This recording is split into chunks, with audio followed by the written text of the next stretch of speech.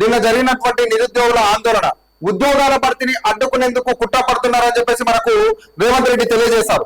అయితే ఇక్కడ చూడండి, కొన్ని పార్టీల స్వార్థానికి నిరుద్యోగులు బలి కావద్దు, 100% ఖాళీలన్నీ భర్తీ చేస్తామని చెప్పేసి విద్యార్థుల సంఘాల నాయకులతో సీఎం రేవంత్ రెడ్డి మాట్లాడినట్టుగా మనకు తెలియజేశారు. అయితే ఇక్కడ చూడండి, అసెంబ్లీలో చర్చించి జాబ్ క్యాలెండర్లు ఇస్తాం, ఇక ఏటా షెడ్యూల్ ప్రకారమే ఉద్యోగాల భర్తీ, డిఎస్సి గ్రూప్ 2 పరీక్ష తేదీల మార్పుపై టీజీఎస్సీ విద్యాశాఖతో చర్చించి నిర్ణయం తీసుకుంటాం.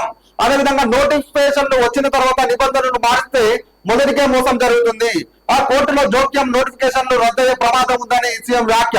అయితే ఇప్పటికే నోటిఫికేషన్ ఇచ్చేందున గ్రూప్ 2, 3 పోస్టులను పెంచలేమన్న అధికారులు, ఆ రూల్స్ కు విరుద్ధంగా గ్రూప్ 1 మెయిన్స్ కు 1 నుంచి 100 ఎంపిక చేయలేమని చెప్పేసి వెల్లడించారు. కానీ ఇక్కడ 100% రేవంత్ రెడ్డి అన్న ఏం చెప్తున్నాడంటే, ఉద్యోగాల భర్తీని అడ్డుకునేందుకు కుట్ర పడుతున్నారు, కొన్ని పార్టీల స్వార్థానికి నిరుద్యోగులు భర్తీ కావద్దు, మా మాట వినండి, ఖచ్చితంగా 100% మేము ఖాళీలను భర్తీ చేస్తామని చెప్పేసి విద్యా సంఘాల నాయకులతో సీఎం రేవంత్ రెడ్డి అన్న మనకు తెలియజేసినట్టుగా మనం చూస్తున్నాం.